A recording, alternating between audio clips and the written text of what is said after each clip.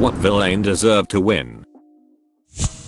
Mr. Freeze is a fictional character. He's spending the money he stole to find a treatment for a fatal ailment. That Arkham Knight storyline with him was heartbreaking. When Nora wakes up and tearfully says she'd heard everything. At least they got some time at the end. Captain Hook. Peter Pan is a demon. He cut off his freaking hand. And Hook wasn't even mad about that part. The part he was mad about was Peter feeding it to a crocodile that then hunted him relentlessly, causing him to live in constant fear. Like, what the frick, Peter? Peter Pan is a psychopath in the truest sense of the word. He kills pirates and lost boys with absolutely no remorse. The rabbit from the Trix commercials. My man literally spent his own money to get this own Trix cereal, and then those damn kids stole his property, saying lol, Trix are for kids. Frick those kids. And what about Lucky? Those bastard children kept stealing his Lucky Charms. Who's raising these monsters? I see demons. Tom from Tom and Jerry. Man, when I was little Jerry had me crying. I was going to sleep mad because I couldn't beat him up. Me and my brother actually hated mice because of Jerry and would stay up plotting against Jerry. My parents had to ban Tom and Jerry around and after dinner hours. Dr. Doofenshmirtz. He has an amazing and kind goth daughter who loves him. He wins. I always liked that. Even though his ex-wife Charlene paid a huge amount of alimony towards him, they were on friendly terms, and that he was trying to be a good father for Vanessa. The best moment was some guy on a motorcycle hitting on her in front of him, and he says she's 16, and uses a Zappinator on the guy. The giant from Jack and the Beanstalk, even though he's not the villain. Oh yeah, frick Jack. Goddamn bean thief.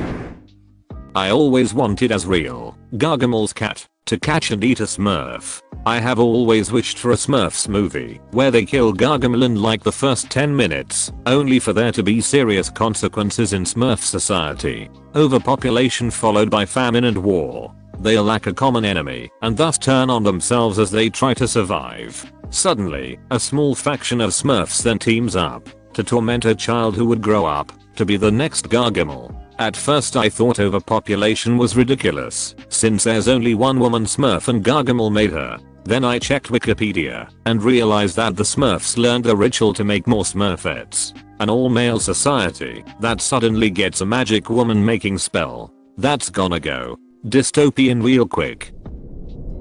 Night King. He could've prevented Game of Thrones ending. It would've been so much more interesting if he'd won. Squidward. Imagine having loud and annoying neighbors on both sides of you, making it difficult to get any peace and quiet in your own home. At the very least, you can have some solitude in your job at this restaurant that no one ever really visits anyway. And then your neighbor applies for the job, passes with flying colors, and attracts loads of new customers, not only making your job busier and livelier than what you signed up for, but absolutely decimating that home/work balance you once had. Also, there's literally no one else living within miles of them, apparently. Yet he's sandwiched between SpongeBob and Patrick somehow. Mojo Jojo. He was actually a really nice person on Key. You got to know him. Also, in one of the old episodes he becomes the ruler of the world and actually fixes the world. Honestly, there should be a serious movie about a villain winning with their vision to cleanse the world and bring peace, and actually bringing peace after they win. Then the story leaves us wondering who the real villain was. The dinosaurs in Jurassic Park. The dinosaurs aren't the villain in that movie. John Hammond is. More specifically, Hammond's arrogance is the villain. I mean, you have plants in this building that are poisonous. You pick them because they look good, but these are aggressive living things that have no idea what century they're in, and they'll defend themselves violently if necessary.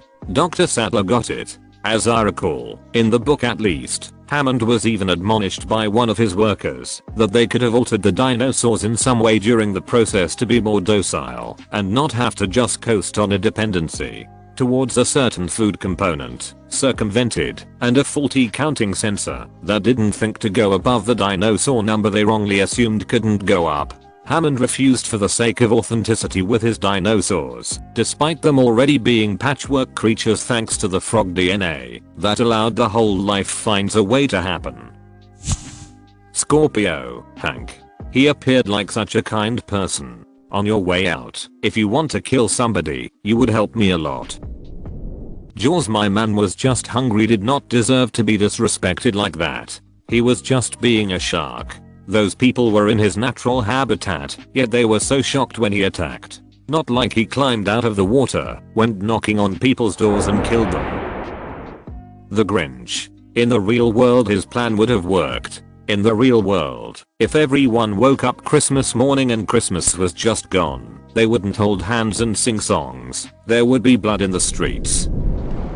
The dad from the Lego movie. He didn't know the toys were sentient and didn't want to be super glued. He was just a guy with a hobby who didn't want his kid destroying his creation. He got his kids their own Legos, so they had no reason to mess with his world. As someone with siblings who used to wreck each other's Lego creations all the time, the end of the movie and portrayal of the dad as a bad guy for just having a hobby bugged me. Is it confirmed that they're sentient? I always thought it was intentionally left ambiguous. Emmett moves in the end.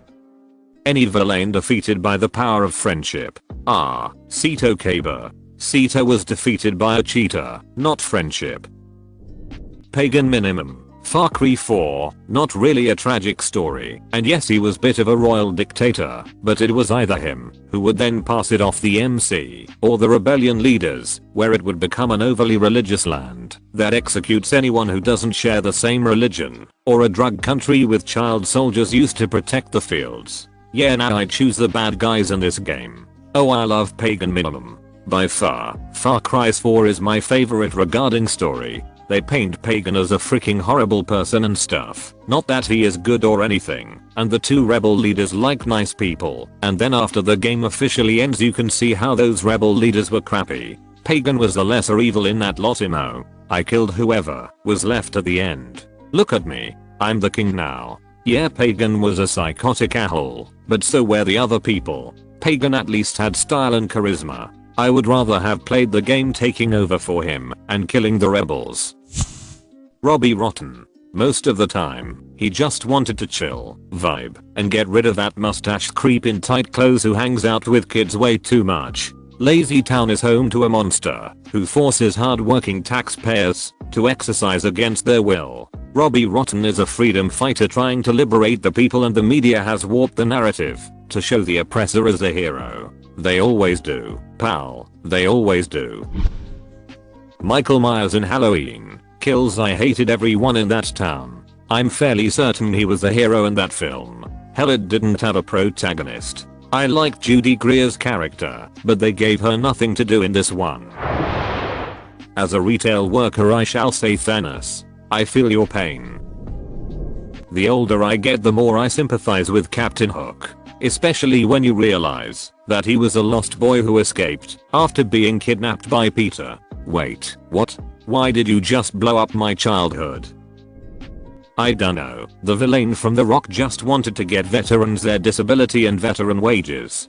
3 tours in Vietnam, Panama, Grenada, Desert Storm, 2 Purple Hearts, 3 Silver Stars, and the Congressional Medal of Jesus. Any story where the villain was defeated at the last moment by the hero pulling some deus ex machina out of their ass, or trying some desperate 1,000,000 to 1 chance. Particularly where the villain has been shown to be intelligent, competent, not prone to emotional outbursts, and smart enough to have multiple backup plans. It's rather annoying when the author then proceeds to hand them the idiot ball purely so that the hero can win a fight they should never even have been able to make it to in the first place. Interestingly enough, I don't actually put the destruction of the first Death Star in Star Wars into this category. The rebels found a weakness, based an attack plan on it, followed it, and even if Luke hadn't been there with a skill set very well suited to the plan, any other rebel pilot might have been able to make the shot. The end result might have been assisted by Han showing up unexpectedly, but the original idea was still solid. I'm with you, man. The Death Star was great. The stupid part was building another one, but that's Palpatine getting senile as far as I'm concerned. The first one seemed to be doing what it was built for, it just had a design flaw. Remove that in version 2, and, unless the rebels, or any planets that thought they had a chance with the first Death Star getting blown up, had been hiding a planet wrecker of their own, that could well have been it for any non-Empire forces. Game over. Really, the only fault was having a single force field generator protecting the new Death Star during construction. Would it seriously have cost that much more to have a dozen of them on Ender? And a little more in the way of protection for each one? You're building something which could house literal millions of troops. Put a few thousand down on the surface for cover. I'm not sure if the monster in Frankenstein is actually a villain, but it has been taken as one in poop culture. The metaphor of modern science is an interesting pop culture villain that deserves to win.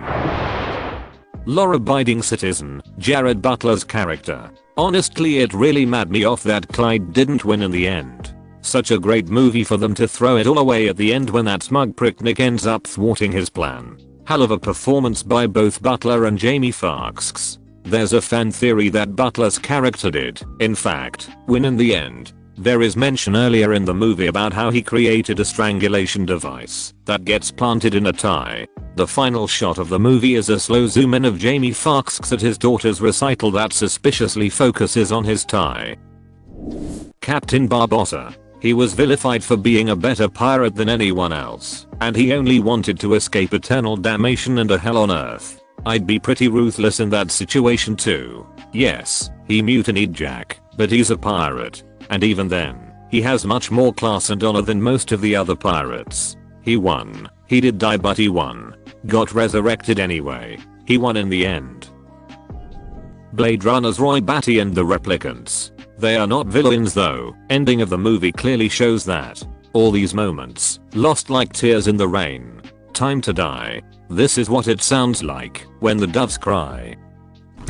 Wally Coyote. I always wondered why he didn't just order Acme Catering. I'm sure they must have had freeze-dried Roadrunner, tinned Roadrunner and a bunch of other Roadrunner products in that damned catalog. I mean, the guy clearly wasn't hurting for food. He's intelligent, skilled, athletic, and committed to this task, none of which you'd expect from someone on the brink of starvation. It was never about the food, it's about the principle. That honking little crap has done nothing but mock him for 72 years. I'd be pretty set on taking him out too. Robert De Niro's character in Heat. He should have killed Pacino and gotten away. I can't watch that movie because of the ending. He broke his own code.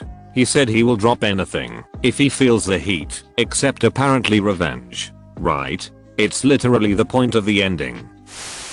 Magneto. This is very much dependent on who is writing him and which version of him we are talking about. Even in the current comics his tone shifts from reasonable inferno to maniac trial of Magneto.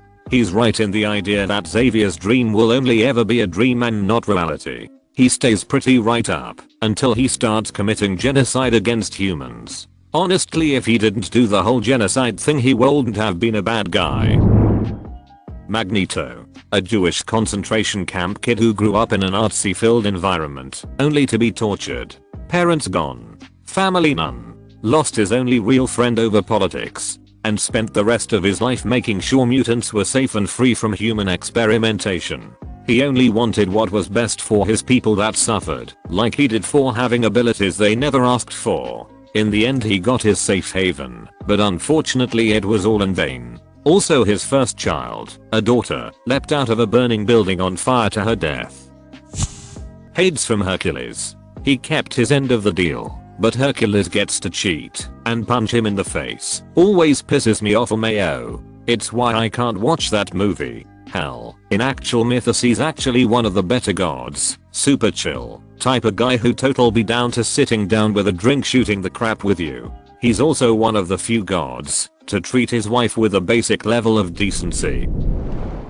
Greed from FMA. Technically not the villain, but yeah, no, I just wanted to see that guy succeed in his endeavors. He did kind of. Greed was insatiable and could never really win, but he went out satisfied and kind of happy that he achieved one of the things he never expected to get, and he got revenge all at once. He didn't live to see his win, but he did get it. The irony of an embodiment of greed being satisfied with anything. I will be happy if you give me 100 donuts. Here are 100 donuts. Starts munching on the 101st donut. No, I need that one too.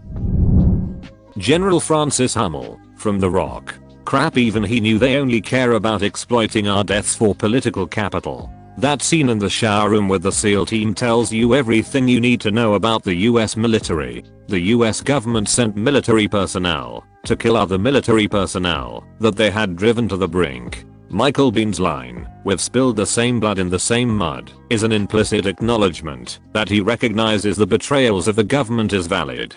But he's still a victim of the indoctrination process that Hummel has been shocked out of. So, you end up with an absolutely tragic senseless slaughter of young men who probably signed up just out of high school. Hummel's only misstep was his unshakable belief in the loyalty of individual Marines. He assumed that everyone on the mission was as principled as he was, when most of them were just doing what the government had trained them to do: follow orders and kill people for money. Poison Ivy and Mr. Freeze. Environmentalists getting taken down by the billionaire. It's probably getting harder and harder to write Poison Ivy as a villain. The Harley Quinn show doesn't even try. Lex Luthor in A Superman Returns. Superman's one weakness is kryptonite, but he can still throw a continent made of it into space. I know it's a long time ago, but wow, that is some bullcrap. And a kryptonite bullet took him to Iku. So yeah, continent toss is BS. As said from the legend Stan Lee, there is no such thing as villains. It's just all about perspective. I'd say it's more accurate that everyone is a villain from a certain perspective. I won't rest until I bring you to justice, /you/Phalestragon. The villain in Sherlock Holmes, A Study in Scarlet. I think his name was Hope. I forgot completely. Either way, I couldn't help but sympathize with his quest for revenge. I agree, but I also don't. I hardly think of Jefferson, his last name was Hope, you aren't wrong, as any sort of villain. I rather think of the men he killed, the people that let them get away with it, as the villains of A Study in Scarlet. I agree with what Jeff meant when he said that he is as much an officer of justice as the cops he was talking to. Poison was too good and ending for both Drebber and Strangerson. I'd rather they both died the way Lucy did, in a lot of pain. Dr. Doofenshmirtz, he deserved to get a win. Vulture/Adriantums from Spider-Man Homecoming. The government and Tony Stark fricked him over on purpose, and with malice aforethought, and the Spider-Man was trying to bang his daughter. If I were him, I'd be like, what the frick, mate, as well. His initial motivations were sympathetic, but he is still a guy building super weapons for criminals. He didn't deserve getting his boostness ruined, but Spider-Man was right to stop him. Maybe he should have designed a super suit in a cave with a box of scraps. Gus Fring. One of my favorite lines was when Mike tells Walt, "Just because you shot Jesse James doesn't make you Jesse James." Robbie Rotten. Read this as Bonnie Rotten and was very confused. Gus Fring. Sure, what he was doing was evil, but he also made sure there were standards in the meth business. The drugs always had to be high quality, stopping the risk of people dying from bad batches. Most importantly, he gave a violent business a sense of order. When Walt took him it, there was just chaos. This is what I find the most fascinating about Breaking Bad. When Gus is at his peak of the series, all you want is his downfall. Then at the peak of Walt's downfall, you realize how much order Gus brought, and better Gus was at the role than Walt. Most of the dragons in Skyrim, they are majestic and magical. Sure, they maul the odd NPC, but most of them are kind of peens anyway. If Alduin would just eat the Thama, we'd be cool. The actual end to the main quest line should have been the Dragonborn teaming up with Alduin and killing those goddamn elves and Elfine. The ship computer from Wall-E humans were just going to destroy it all anyway. I've watched this movie 1,000,001 times with my son and never considered this. I don't agree, but I respect your take. I don't think I'd call him a villain, but more like the opposition to the main character. But Johnny Lawrence and the Karate Kid. You should watch Cobra Kai. Tywin Lannister is the only person with the competence to rule Westeros. I don't know. I think his hatred of Tyrion was really why doomed him. He was too consumed by his hatred of his son for things he could not control, that he was unable to see that he was the only one in that family with any common sense whatsoever. Also, if he had given Cersei something more useful to do, that marry a king and luck pretty, then she wouldn't have lost her goddamn mind with paranoia trying to stay in power. The devil played his fiddle better than Johnny did. Now, devil had an entire orchestra backing him. He focused on the whole score being better. Johnny may not have outdone him in terms of music played, but he didn't have to. Johnny just needed to beat the fiddle part. The devil knew he was better and was better, but he didn't have to actually compete, because in the end he wins John his soul either way. Gambling with the devil ain't getting you into heaven. Ursula is just a small business owner seeking to enforce her contract against a well-connected aristocrat. Change my mind. Ariel was a minor at the time of signing, and as such, the contract was likely unenforceable. Ursula has unclean hands. She works against Ariel the whole time, purposefully hindering performance of the contract. The contract is also arguably unconscionable. I'm not licensed to practice mermaid law though, so please take the above with a pinch of sea salt. Megamind. But he did win. Also I would count him as the hero at the end. Yes, but still he did deserve the win. Well, the Joker has been trying since 1951, but I'd say Loki. Loki is a monarchist. He wants to rule for the sake of ruling. Crowley and Supernatural. The showrunners did Mark Sheppard dirty as well. He had a bunch of shirts made with his final line in the series with all the proceeds going to a diabetes charity. They edited the line out for time and didn't tell him. Sheppard is still good friends with much of the cast, but shut down the showrunners pretty hard when they teased him coming back.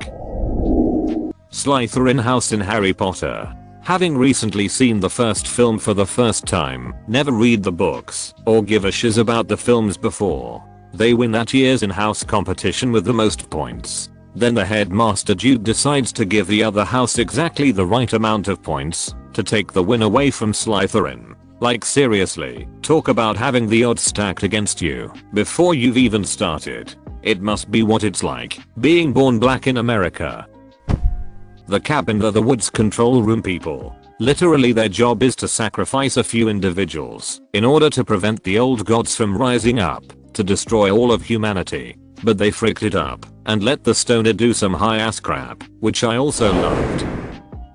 In The Social Network. Anyone that could have stopped Zuckerberg?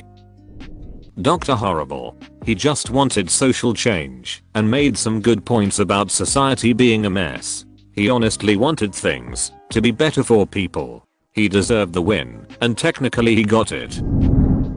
The hyenas from The Lion King. So I may misremember some information, but from what I remember, the hyenas were just kinda their own faction at the beginning of the movie. They get banished from the Pride Lands to a graveyard. Uncle Scar lures the young prince right into their backyard. Now the brat of the lion that banished them is talking crap in their own home. Next thing, good King Mufasa busts in and says, if you ever come near my son again, which is like if some brat from down the street breaks into your backyard and craps in your swimming pool, and his dad, that arsehole who mows his lawn at 10 AM every weekend, calls the cops on you for it. At that point, of course they are gonna join Scar.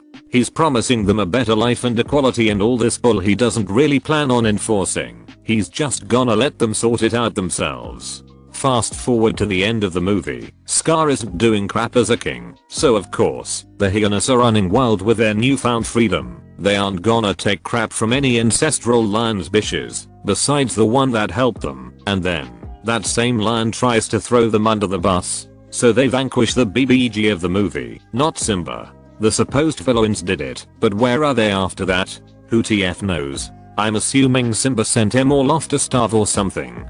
Disney needs to fix this with a movie about the hyenas. They weren't even really villains, just out for themselves. Chaotic neutral. They wanted a better life, away from those snooty prick lions. Number 3, the hyenas. Number laughing redemption. Number hyena pride. There was a whole module about this reading of The Lion King in a media studies class I took. Scar is a Forks populist and the hyenas are the marginalized population whose sympathies he took advantage of to gain power. And Simba is a jackass to the hyenas.